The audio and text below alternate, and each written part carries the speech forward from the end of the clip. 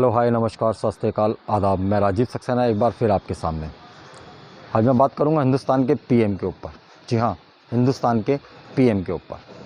हिंदुस्तान एक बहुत बड़ी पावर है, आने वाले टाइम में बहुत बड़ी पावर बन के अभी भी है और इससे बड़ी पावर बन के उभरेगा।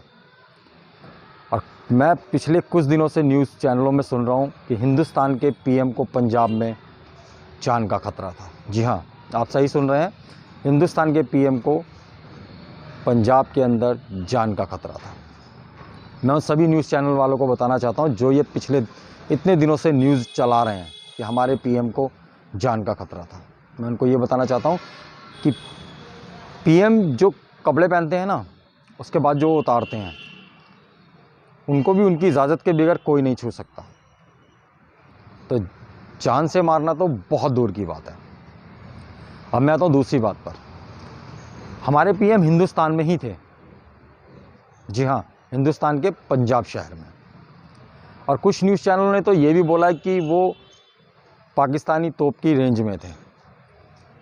तो मैं उनको बोलना चाहता हूँ कि हिंदुस्तान के पीएम के ऊपर हमला करने के लिए बहुत बड़ा दिल चाहिए। पाकिस्तान छोटा सा देश है, क्या कोशिश करेगा वो? ये सब बेकार की बातें थी। हमारे हिंदुस्तान के पीएम के ऊपर हमला बहुत सारे सवाल उठाता है। हमारी इंटेलिजेंट क्या कर रही थी? जी हाँ, मैं पूछना चाहता हूँ उन न्यूज़ वालों से कि हमारी इंटेलिजेंट क्या कर रही थी। पीएम का दौरा कहीं भी होता है, वहाँ पे 1 महीने पहले सख्ती कर दी जाती है। 1 महीना पहले, जी हाँ, 1 महीना पहले। और पीएम का दौरा पंजाब का तय था कि उन्होंने पंजाब जाना है। और जब पंजाब जाना था तो हमारी इंटेलिजेंट क्या कर रही थी? अगर वो पाकिस्तान तोप की रेंज में थे तो हमारी इंटेलिजेंट ने वो रास्ता क्यों उनके लिए चुना? मैं कहता हूँ वहाँ की लोकल गवर्नमेंट ने जो भी कहा। अब मैं आता हूँ सेकंड बात पर, जो वो कहते हैं हमारे पीएम को जान का खतरा था। मैं बताना चाहता हूँ कि वो जो 5 से 7 कमांडो होते हैं ना, वो पूरे हिंदुस्तान की एनएसजी से चुने हुए कमांडो होते हैं। वो कमांडो एक भी खरोंच नहीं आने देंगे हमारे पीएम पर। एनएसजी के सबसे बेहतरीन कमांडो होते हैं वो। और आप उन कमांडो की बेइज्जती कर रहे हैं बार बार ये कह के कि हमारे पीएम को खतरा था, हमारे पीएम को खतरा था। और जो उनके पास हथियार होते हैं ना, वो कोई लोकल राइफल नहीं होती है, लोकल बंदूक नहीं होती है, लोकल पिस्टल नहीं होती है।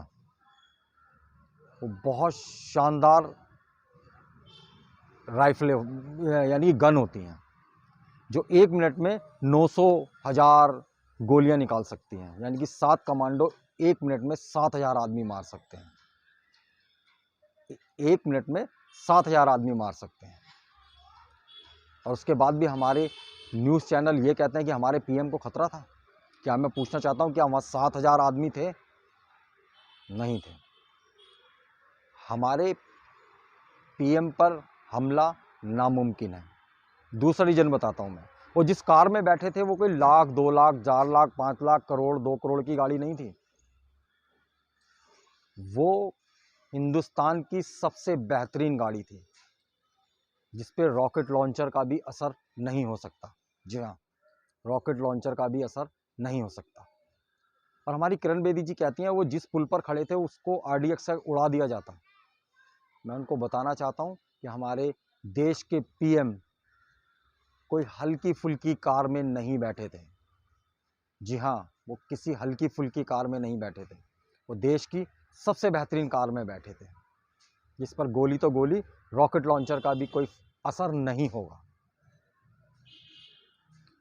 अब मैं तीसरी बात पर आता हूँ।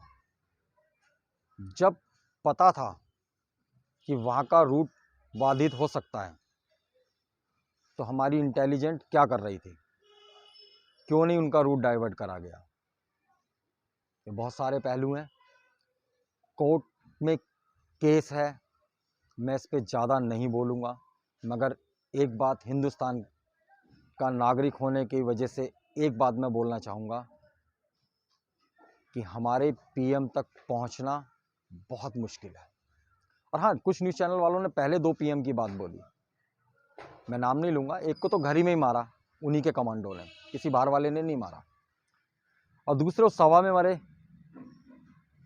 जिस सभा में कमांडो कम थे, वो किसी कार में नहीं बैठे थे। अगर शायद कार में बैठे होते तो नहीं मरते। दोनों पीएम अगर हमारे कार में बैठे होते तो शायद नहीं मरते। मगर हमारे करंट के, वर्तमान के पीएम उस दिन उस वक्त कार में बैठे थे। मैं अपनी वीडियो को ज़्यादा बड़ा नहीं करूँगा, सारे पहलू पर मैंने आपसे बात कर ली है। और फिर भी मैं एक बात बोलना चाहूँगा कि हमारे देश के पीएम तक उंगली तो उंगली कोई नज़र भर के भी नहीं देख सकता, और पाकिस्तान की तो इतनी औकात ही नहीं है। मैं अपनी वीडियो को यहीं विराम करता हूँ। जय हिंद, जय भारत।